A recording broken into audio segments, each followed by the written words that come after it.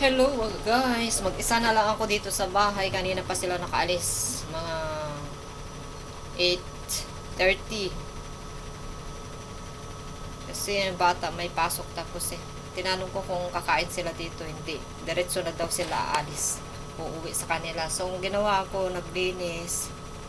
Naglinis pa lang ako kanina.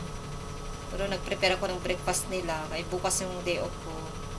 Ngayon, nagsinampay ko yung sinalpak niya, yung pangalawa ng salang yan, sa akin yan. Damit ko yan.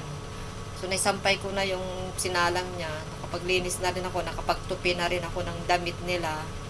Ay, ito na, nagutom ako kasi walang kanin kanina umaga. Mga sobra-sobra lang kagabi, yung maanghang na pagkain nila. Hindi kami nakatulog ng maaga kasi late kami kasi may pinuntahan kami kahapon. Tapos kapati din sila daw. Kasi busog na busog sila. Buti na nakatulog din ako. 10:30 ako nagpikit. Pero baka alas 11 ko na nakuha yung tulog ko. Kasi nga busog kami. Kasi bumili sila ng yung tenga ng baboy ng kalyente. Pero sobrang spicy. Saka yung may sabaw. Na ibang mga laman ng baka daw yon. First time ko makakain nung ganon. Yung soup na sobrang chili. Dito pa yung lagayan niya, oh. Kinuha ko yung tinapon na yung isa, pero yung sobra yan, kinain kanina ni amo mo, babae. Kinuha ko pa rin yun sa kasi binasura niya, pero gusto ko itong kunin, kasi para may lagayan ako ng pwede kong ilagay dito ng pagkain, kasi may takip siya, kasi nagtapon na kasi ako dati, marami. So, ganito guys, kahapon, galing kami dun sa office, bale, nag-recontract na lang tayo guys kasi sabi ni amo naawa naman ako, pero nagsabi din ako, nagdemand din ako ng sahod, pero hindi naman niya binigay lahat yung gusto ko.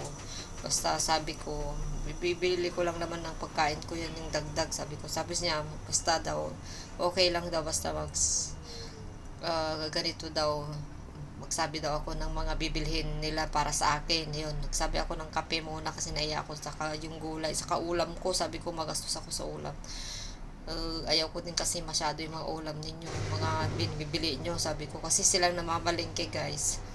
Pagkain namin dito, dinadala lahat dito galing China kasi mas mura kasi daw doon. Kaya sabi niya lahat daw ng kailangan ko, kung may, para makatipid daw din ako, sabi daw ako para kung ano yung mga kailangan na din ng anak ko, kailangan ko para makasave daw ako ng pera ko, kasi alam niya na magastos talaga dito, yung mahalang mga bilhin dito, sabi niya. Alam ko, kaya nga walang kailangan ko talaga ng mataas na salary, sabi ko. Yun, sabi niya, pero naiya ako sabi lang lahat ng kailangan ko, paunti-unti kung pabili ng mga kailangan ko dito sa kusina, yung mga pagkain importante sa akin. So, prutas binilan ako kahapon, yan yung saging, saka binigyan niya ako dito ng 4, isa na lang natira kasi parang nagugutom pa rin tayo lagi pag walang kanin, panay yung subo ko. Yung gawin ko ngayon, na-share ko na sa inyo guys, pero magaan na rin yung kampante na rin yung utak ko din, saka yung damdamin ko, yung emotion ko, mga problema ko na gusto kong lumipat talaga, magbahanap ng iba, pero sabi ko sa kanya kasi magnenegosyo ko. Oo, tama, ang dami kong kasing pinipili na gagawin, pero sabi niya, marami kang, mas mabuti wala kang pipiliin, lagi niyang sinasabi niyo, no, many choices, better not to choose. Sabi niya, kasi mahirapan ka, sabi niya. Tapos sabi daw niya, mahirapin daw sila makahanap ng katulad ko, kaya naghanap daw doon sa agent niya yung katulad tong katulong ko. Sabi niya, siguro inadvisean din nila, bakit hindi ka makagawa, stay at home ka nga lang, sabi ng agent niya. Oo, pero marami, hindi ko makakaya, sabi niya, kasi walang makaya ko pag sarili ko lang, pero itong mag-ama ako, sabi niya, kailangan niya pa rin ng katulong. Oo, naintindihan ko, sabi ko. Tsaka yung hiningi kong 1 month na kasi okay naman, pumayag siya, basta summer, mapapa-extend ako. Pero binawi ko din kasi ayaw ng asawa ko, saka yung anak ko, narinig niya yung pinag-usapan namin kapon ng asawa ko bago kami pumunta sa office. Nasa library palang kami. Yun, inaantay namin si sir makalabas sa opisina niya kasi yun, kasi pauwi na rin siya. Nagkasalubungan na lang kami doon nakikita na lang kami sa opisina sa Yaumate pala, ay sa Mungkok pala, pero dumaan kami sa Yaumate, nag-cross kami doon. Ayun, nagbayad sila, tapos nagpirma, dami doon ko ring pinirmaan. Dinala ko yung visa ko sa kontrata ko, yung passport ko na iwan kasi i-release pa. Saka ako na makuha yung pag ma-release na yung visa kung bago. Tapos saka naman nila ako ibubuk ng ticket ko pag nandito na may visa na ako pabalik. Ayan. So, i-share ko lang guys. Wala akong vlog kanina umaga kasi siyempre todo tayo, hindi mo tayo masyadong mag-cellphone kasi nahiya din naman ako na gano'n yung pala diretso trabaho, focus lang ako kanina trabaho kasi siyempre gumastos din sila, pero mas magastos naman pag kumuha sila ng bago tapos mag-a-adjust din sila kasi parang gano'n din sa akin. Di naman ako gumastos kaso lang ma-adjust din ako sa ibang pero sabi ko sa kanya possible na babalik din ako dito, sabi ko sa kanya mag-apply ako ng caregiving, sabi ko, pero sa hiring pa kasi yung caregiving sa February pa, sabi ko, pero January pa lang ngayon, kaya sabi niya, bakit gusto mo ng caregiving? Mataas ng sahod kasi yung mga anak ko nag-aaral, sabi ko, oo, naintindihan kita, sabi niya, kasi mother din ako, sabi niya. Tapos sabi ko, kung wala lang mag-aaral, hindi na rin ako mag-abroad, sabi ko. Pero sabi niya kasi nung una, Joan, kung babalik ka at mag-apply ka dito, sabi niya kasi, gulo ko no. Magsabi ka lang sa akin, kasi may contact daw naman kaming dalawa, lahat kami, asawa niya. Tapos kala ko babalikin niya ako, pero sabi niya, nulit ko pa yun, sabi ko, kung kailangan mo ng recommendation letter, sabi niya, pero di ko lang alam kung yun lang ang niya para nang hindi siya mapahiya na i-disappoint ko siya. Sabi niya, gagawa ako ng recommendation letter mo kasi good ka, sabi niya, mabait ka, kaya kailangan mo yun. Oo, alam ko kailangan ko yun, recommendation letter kung magbabalik ako dito, sabi ko. Oo, sabi ka lang sa akin kasi good ka, sayang kung kailangan mo yun, sabi niya. Ibibigay ko, gagawa ako ng recommendation letter mo para parang reference letter kasi good ka, good ang performance mo, sabi niya. Kaya yun, doon ko na sinalpak na sabi ko, may possible ako kasi hindi ko sigurado kung magkiklik yung negosyo ko sa Pilipinas. Kaya natatakot din ako. Kaya marami kong choices. Kung hindi magkiklik yun, mas possible na babalik ako at mag-apply dito. Pero sa February, may hiring pa dito ng caregiving. Sabi ko, bakit gusto mo ng caregiving? Ang hirap ng trabaho yun, sabi niya. Saka nakakatakot. Bakit gusto mo? Ang hirap yun. Di ka mapupuyat ka kung magigising yung matanda. Ganito. Gigising ka rin, sabi niya.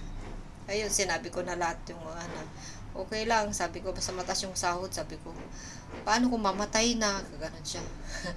Tapos tinawanan ko na lang siya kasi ayaw ko nang pansinin yun. Ang nasa utak ko na, yung sasabihin ko na, sige, magre-renew ako, basta, may request ako, kung i-agree nyo, sabi yo, i-agree mo lang. Kung hindi, okay lang, sabi ko. Ano yun, sabi niya, yun, sabi ko, gawin yung ganito yung sahod ko. Ha? Sabi niya, nagulat siya, inisip pa niya, parang masyadong mataas pa kasi talaga above minimum nga kasi yung ko. Kasi 5-1 na ngayon, sabi ko. Ayan, 'di ba ang government ngayon is 5-1 na, sabi niya. Oo, 5-1 na. Then sabi ko 5-5 kasi bakit? Kasi kailangan ko ng pera, saka yung mga anak ko dalawa yung pinapaaral ko yun, ganito. O alam ko, naintindihan ko, sabi niya. Tapos yun, sabi niya, sige kausapin ko yung asawa ko muna, sabi niya. Ayaw niya din yung kasing before that, ayaw niya yung ano, hindi niya magustuhan yung recommend kong kaibigan ko na ano niya, na interview niya nung last Sunday. Maaga ako umalis nung last Sunday kasi yung nirecommend kong kaibigan ko na gustong-gustong pumunta dito, siya yung dapat pupunta dito. Kaya napatagalan pa kami talaga. Kasi nung bago mag New Year, sinabi ko na question sila, tanong ng tanong sila kung mag-renew ako. Hindi, sabi ko hindi na. Sabi ko sorry sir. Sabi ko dalawang beses ako tinanong ni madam. Una si madam si sir bago siya umalis. Sinauna na silang bakasyon nung bago New Year, diba, holiday noon. Ngayon dumating sila, pag-usapan daw nila. Kaya in-interview niya yung friend ko, yung na-recommend ko yun, pero ayaw niya din. Saka yung bata, kasi may bad record kasi yung friend ko. Hindi yun ang ano, problema lang na ko, bad record siya kasi break contract siya. Yun ang mahirap dito sa Hong Kong pa, makikita yung break contract. Tapos yung baka paano, sabi niya, natatakot siya. Bilis-bilisan ko magsalita guys. Paano kung i-break niya din ako? Ayaw ko na ano, yung mamaya uuwi din siya, igagawin niya ulit yun. Takot din siya. Sa kaysa pa, wala daw, paano yung ang anak niya, mag-aalaga yung mga anak niya, sabi niya sa asawa niya. Tapos tinanong ko mga kapatid niya, malalayo daw, may kanya-kanyang pamilya, sabi niya. Saka may anak siyang babae, saka bunso. Baka magkasakit mamaya, uuwi siya. Paano ako, sabi niya. Kaya naawa naman ako sa kanya, guys. Kasi sabi ko, sige, pero before that, pinag-isipan ko na yan pero talagang susugal ko naman talaga yung sarili ko na kung gusto yan yung kaibigan ko, lalayas talaga ako dito. Inaawa naman ako sa kanya ngayon. Wala na akong makitang katulad mo. Nag-aanap ako dyan, sabi niya. Sige, ganito na lang, sabi ko. Taasan nyo yung sahod ko, magre-renew ako. Tapos yun, parang naptinikan siya ng ano.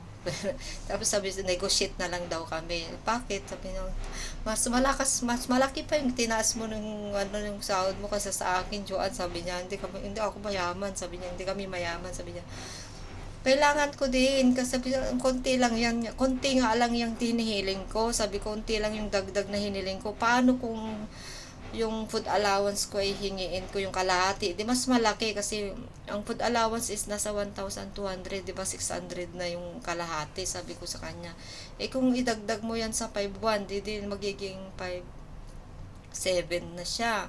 5,500 nga lang yung sinasabi ko. Sabi ko, bakit? Sabi niya, sit ko rin compute niya. Sige, gawin, kausapin ko muna yung asawa ko, sabi niya. Yun.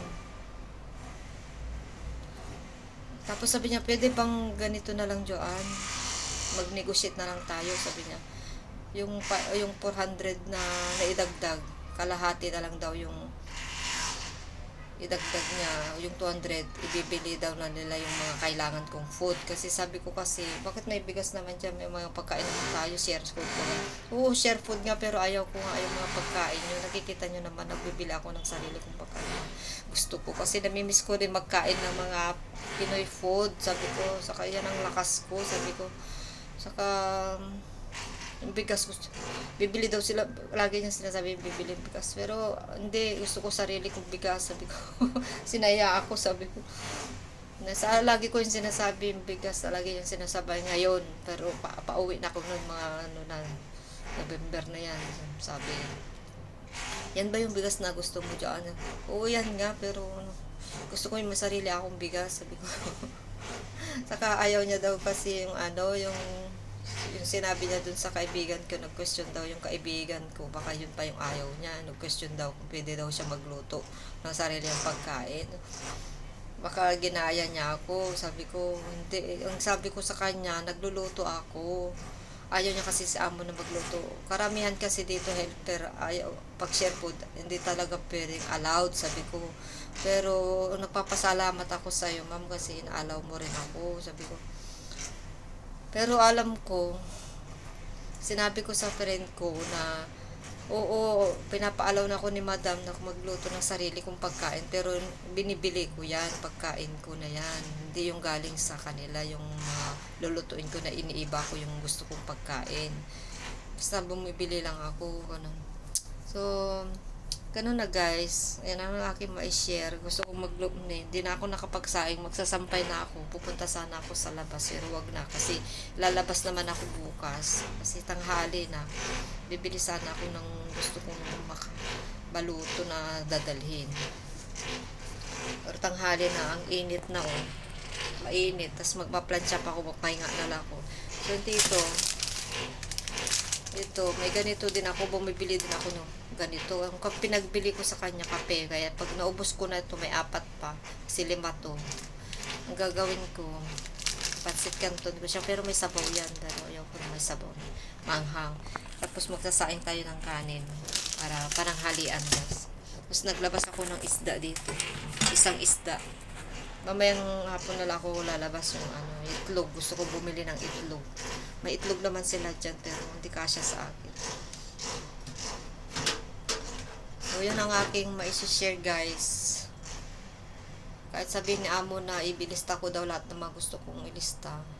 Na gusto kong pagkanaya naman ako. Kaya sabi ko, bibili pa rin ako ng mga gusto ko dito. Na makikita ko yung gusto ko sa kama. May mura din dyan sa sa nakikita ko na gusto ko. Kasi pag kayo, baka hanapin nyo pa, mahirapan kayo, sabi niya. I-send ko daw ng picture, sabi niya. Sige na, bye na guys. 16 minutes na ating video. So, gawin natin 20 minutes.